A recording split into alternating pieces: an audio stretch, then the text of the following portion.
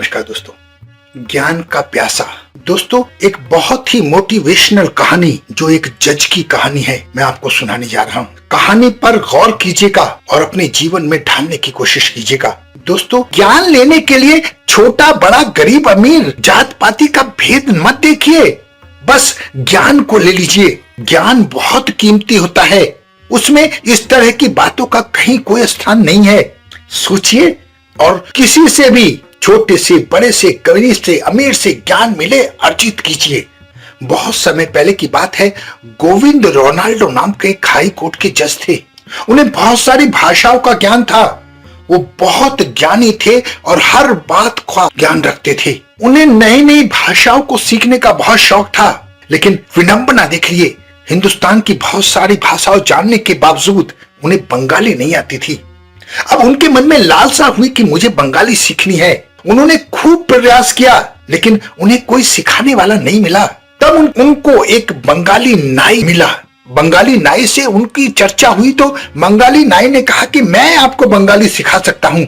बंगाली नाई जब भी उनकी दाढ़ी बनाता, उनको बंगाली सिखाना शुरू कर देता। बहुत समय तक ये क्रम चलता रहा। फिर उन्होंने उस बंगाली नाई को अपने बंगले पर बुलाना शुरू कर दिया। जब जज साहब की पत्नी को ये बात पता चली कि बंगाली नाई अब घर पर आने लगा है, तो उन्होंने अपने पति से कहा, आप हाई कोर्ट के जज होकर एक बंगाली नाई से बंगाली भाषा सीख रहे हैं। अगर समाज सुनेगा तो आपकी क्या इज्जत रह जाएगी।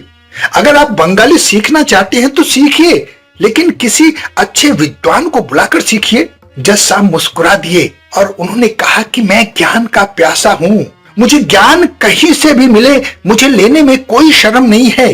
चाहे वो नाई हो, चाहे वो विद्वान हो, मुझे जात पात से मतलब नहीं है। मैं छोटा बड़ा नहीं देखता हूँ, मैं किसी का काम नहीं देखता हूँ, मुझे तो सिर्फ ज्ञान चाहिए। ये सुनकर जज साहब की पत्नी को बड़ा अफसोस हुआ और उसे अपनी गलती का एहसास हुआ। जज साहब की पत्नी ने जज साहब से कहा कि आप सही कह रहे हैं, ज्ञान कहीं से भी मिले ले लेना चाहिए।